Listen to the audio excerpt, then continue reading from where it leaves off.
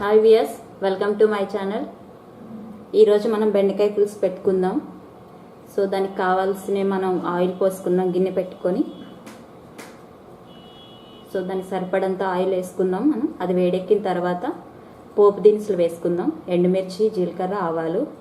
So అవి కొంచెం flame fry అవ్వాలి.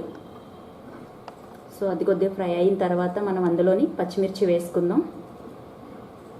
పచ్చిమిర్చి వేసుకొని కొంచెం ఫ్రై చేసుకుందాము. ఎందుకంటే ఆయిల్ ఫ్రై చేసుకుంటే మెత్తబడుతుంది, ప్లస్ కారం కూడా దిగుతుంది. నెక్స్ట్ మనం కరివేపాకు వేసుకుందాం. సో కొద్దిగా కలుపుకుంటే కొద్దిగా ఫ్రై అవ్వాలి ఆయిల్లో. కొంచెం లైట్గా, మరీ మొత్తం డ్రై అయిపోకుండా కాకుండా కొంచెం ఫ్రై అయితే బాగుంటుంది. సో చూడండి, ఫ్రై అవుతుంది. సో ఇలా ఫ్రై అయిన తర్వాత దీంట్లో మనం కట్ చేసి పెట్టుకున్న ఆనియన్ పీసెస్ వేసుకోవాలి. సో కొంచెం బాగా పొడిగా కట్ చేసి పెట్టుకున్న ఆనియన్ పీసెస్ మనం వేసుకుంటున్నాం అందులోని. సో సరిపడా కావాల్సినంత వేసుకోవచ్చు ఆనియన్ పీసెస్. పులుసు కదా, మనం కొంచెం ఎక్కువ వేసుకుందాము. సో వీటిని కూడా మనం ఫ్రై చేసుకోవాలి. ఒక 5-10 మినిట్స్, 10 మినిట్స్ అవసరం లేదు. సో ఒక 5 మినిట్స్ కొంచెం మెత్తబడే వరకు ఫ్రై చేసుకుందాం కలుపుకుంటూ. సో అవి కొద్దిగా మనకి పచ్చివాసన పోయే వరకు ఫ్రై చేసుకోవాలి. చూడండి, అలా కలుపుకుంటూ ఉంటే మనకి ఫ్రై అయిపోతుంది. నాన్ స్టిక్ కదా, సో అడుగంటుకోవడం అంటే ఏముండదు. సో ఫ్రై అయిపోయినాయి. ఇప్పుడు అవి కొద్దిగా దీంట్లో మనం ఇప్పుడు బెండకాయ ముక్కలు వేసుకుందాము, కట్ చేసి పెట్టుకున్నవి.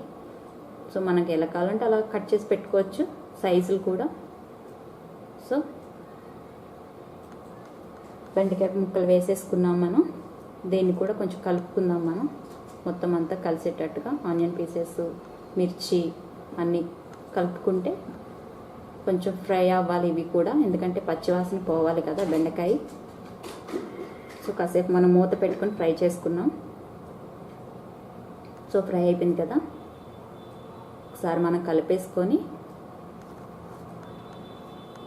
ఒకసారి అంతా కలుపుకుంటే తెలుస్తుంది. ముక్క కొద్దిగా మెత్తబడుతుంది, ఎందుకంటే కొంచెం ఆయిల్ మెత్తబడితేనే బాగుంటుంది.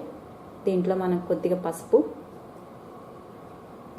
ఒక 2 స్పూన్స్ సాల్ట్, కావాలంటే వేసుకోవచ్చు. తర్వాత ఒక 2 స్పూన్స్ వేసుకుంటే సరిపోతుంది, చింతపండు రసం వేస్తాం కనుక. సో కొంచెం మనం వేసుకున్నాము. ఒకవేళ లాస్ట్లో సరిపోతే వేసుకోవచ్చు. అలాగే 2 స్పూన్స్ కారం కూడా వేసుకోవాలి. మిర్చి వేసుకున్నా కూడా కారం వేసుకోవాలి, పులుసులో కారం ఎక్కువే పడుతుంది. సో కారం కూడా వేసుకున్నాం కనుక సో మనం దాన్ని కలుపుకుందాం మొత్తం అంతా కలిసేటట్టు. మొత్తం కలిపేసుకొని ఒక 5 మినిట్స్ మనం ముక్క మెత్తబడాలి కనుక బెండకాయ మూత పెట్టేసుకుందాం. ఒక 5 మినిట్స్ తర్వాత మనం ఉడుకుతుంది, మెత్తబడుతుంది ముక్క కూడా.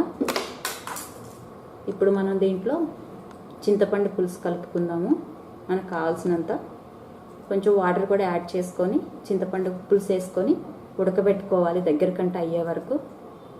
సో ఇది అందరూ ఇష్టపడతారు బెండకాయ పులుసు అనేది.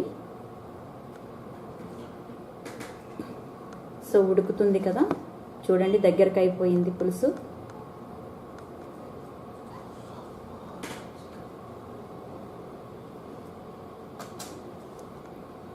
సో ఉడికిపోయింది చూడండి.